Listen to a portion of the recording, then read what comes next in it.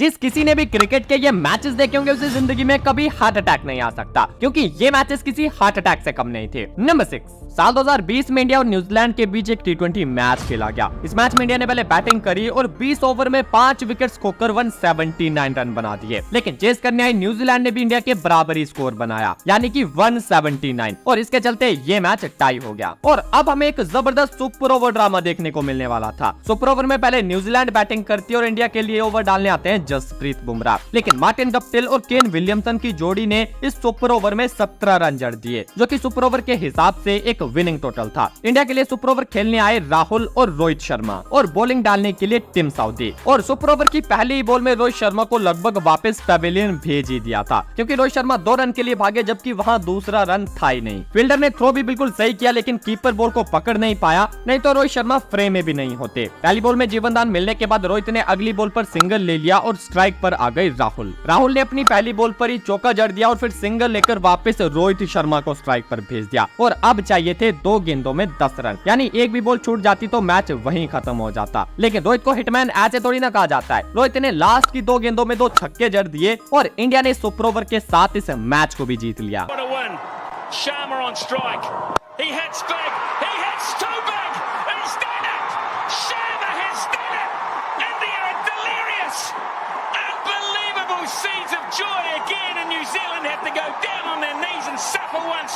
Number 5, जो लोग ये कहते हैं कि दिनेश कार्तिक तो सिर्फ आरसीबी के लिए फिनिश करता था, वो एक बार दिनेश कार्तिक की इस इनिंग को देख ले। ये बात है साल 2018 निथांस ट्रॉफी के फाइनल की, जो कि इंडिया वर्सेस बांग्लादेश के बीच खेला गया था। इस मैच के एंड में बांग्लादेशी जीत की मिठाई बांटने के लिए पूरी तरह से तैयार हो चुके थे, और इंडियन खिलाड़ी ये सोच रहे थे कि उन्हें इस हार का जवाब क्या देना होगा। बात कुछ ऐसी थी कि इस मैच में बांग्लादेश ने पहले बैटिंग करी और 20 ओवर में 166 रन बना दिए, लेकिन चेस कर रहे इंडियन बैटिंग बुरी तरह से कोलैप्स हो गई। सिर्फ रोहित शर्मा ने 50 मारा और बाकी बैट्समैन जल्दबाजी में आउट होते गए, और इस बैटिंग कोलैप्स के चलते इंडिया टीम के 18 ओवर में 133 पर 5 विकेट उड़ चुके थे, और अब भी इंडिया को 12 गेंदों में 34 रन चाहिए थे। पिच पर दिनेश कार्तिक और विजय शंकर की जोड़ी थी। यूं कहा जाए तो इंडियन टीम और फैंस पूरी तरह से जीत की होप छोड़ चुके थे। ऐसे में 19वां ओवर डालने के लिए आते हैं रूबेल हुसैन। स्ट्राइक पर थे दिनेश कार्तिक, जिन्होंने अभी तक एक भी बॉल नहीं खेली थी, और जब पहली बॉल खेली तो वो सीधा छक्के के लिए गई, और इस बॉल के बाद कार्तिक ने रुकने का नाम नहीं लिया, और इस 19वें ओवर में 22 रन जड़ दिए, जिसने इंडियन टीम और फैंस में एक बार फिर से होप जगा दी। लेकिन इंडिया को लास्ट ओवर में अब भी 12 रन चाहिए थे, और 20 ओवर डालने को दिया गया सौम्य सरकार को, जो कि एक पार्ट टाइम बॉलर थे। सौम्य सरकार ने पहली बॉल वाइड डाल दी। अगली बॉल पर विजय शंकर ने गदाधारी भीम की तरह बल्ला चलाया, लेकिन बॉल बैट से छुआ तक नहीं। दिनेश कार्तिक विजय शंकर के पास गए और कहा कि भाई बल्ला घुमाना छोड़ो और मुझे स्ट्राइक दो। विजय शंकर ने ठीक वही किया और दिनेश कार्तिक को स्ट्राइक दे दी, लेकिन सौम्य सरकार की यॉर्कर के आगे कार्तिक भी सिर्फ सिंगल ले पाए, पर किसी तरह विजय शंकर ने अगली बॉल पर चौका निकाल दिया। लेकिन फिर कहानी में एक ट्विस्ट आ गया, क्योंकि इसकी अगली बॉल पर विजय शंकर कैच आउट हो गए। लेकिन अच्छी बात ये हुई कि स्ट्राइक पर दिनेश कार्तिक पहुंच गए थे, क्योंकि उस टाइम आउट होने पर स्ट्राइक चेंज ना करने का रूल नहीं था। Now last ball and 5 run, जिस पर आता है दिनेश कार्तिक का ये विनिंग 6, और ये सच में दिनेश कार्तिक की भाई साहब एक मैजिकल इनिंग थी।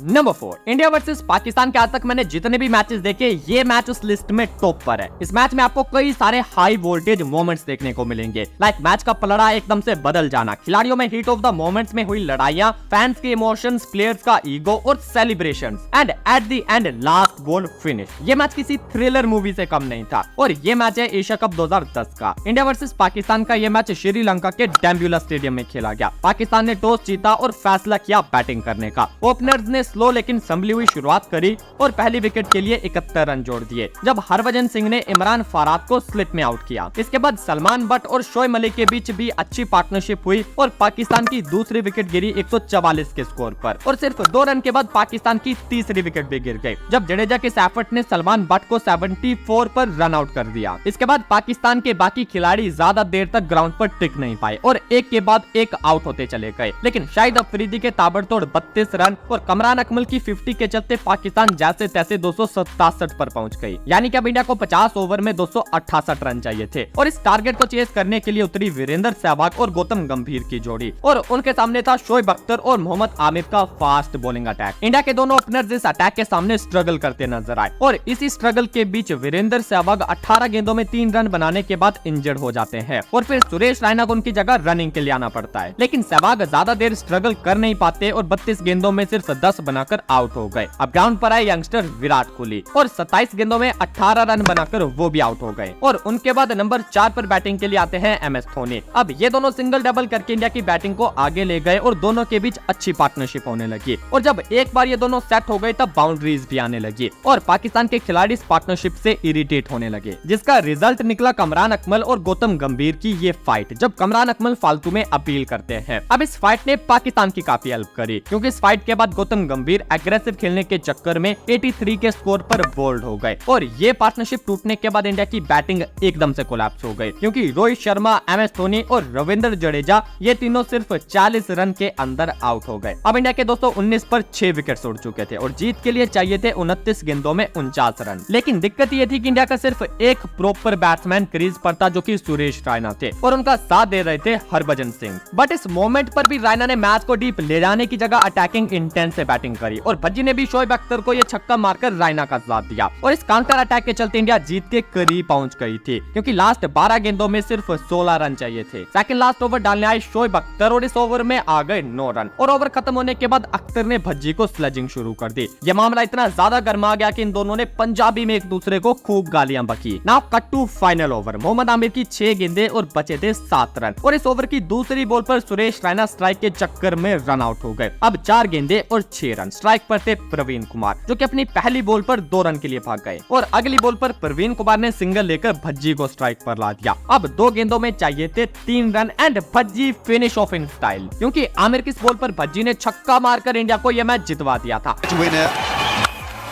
And there it is.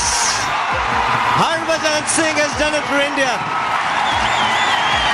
What a feeling in the dressing room.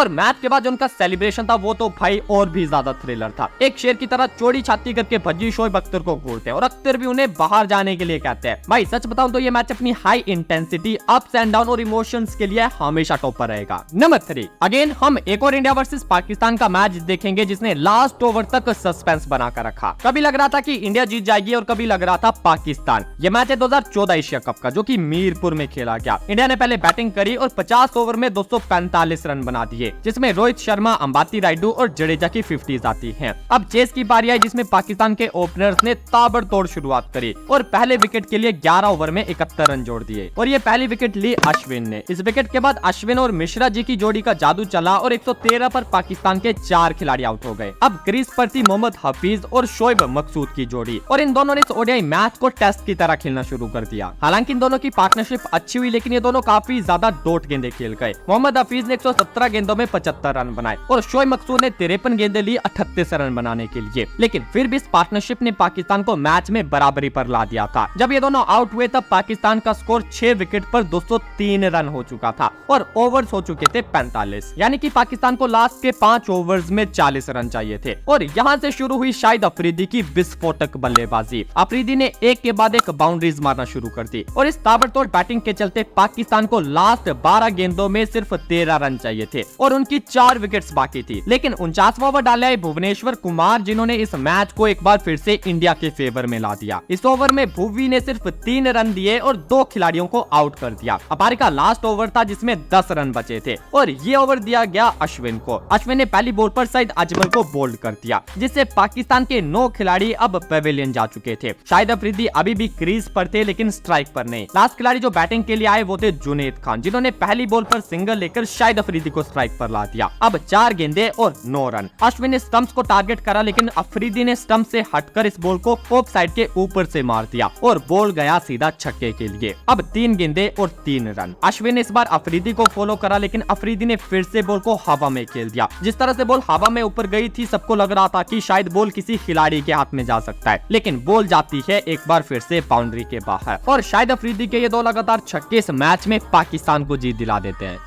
He goes again, goes big, that's up in the air.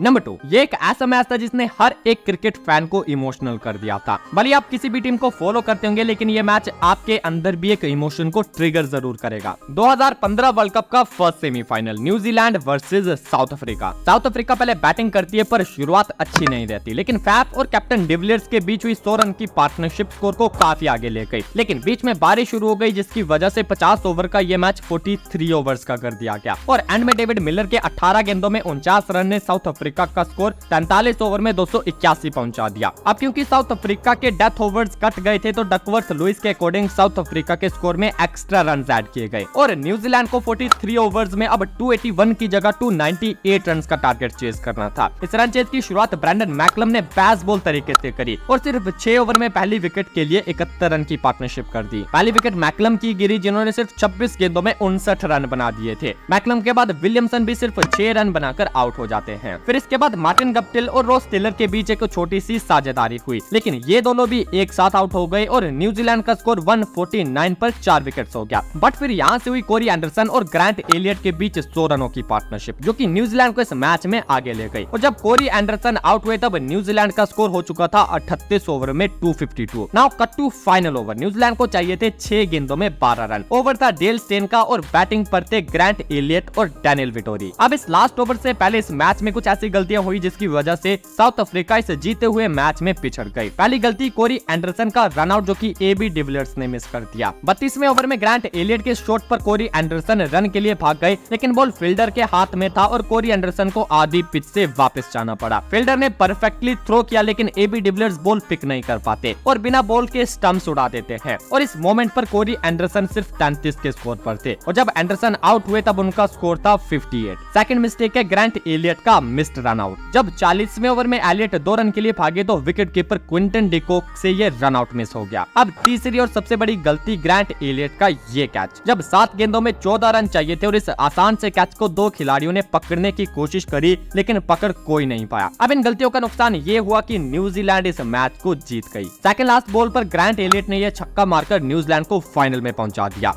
Elliott on strike. Elliott hits it up into the grandstand, and New Zealand are in the World Cup final. Grant Elliott, Superman. But हारने के बाद जिस तरह ground में south African खिलाड़ियों के emotions बाहर आए थे, उसने हर क्रिकेट फैन को इमोशनल कर दिया था। नंबर 1, अक्सर MS धोनी, हार्दिक पांड्या और एबी डिविलियर्स जैसे खिलाड़ियों को बेस्ट फिनिशर कहा जाता है, लेकिन देखा जाए तो असली मायने में क्रिकेट हिस्ट्री का बेस्ट फिनिशर विराट कोहली है। अगर विश्वास नहीं होता तो इस वीडियो में जाकर देख लो। कोहली ने ऐसे ऐसे मैचेस फिनिश किए हैं जो कि शुरुआत में टोटली वन साइडेड लग रहे थे। And subscribe.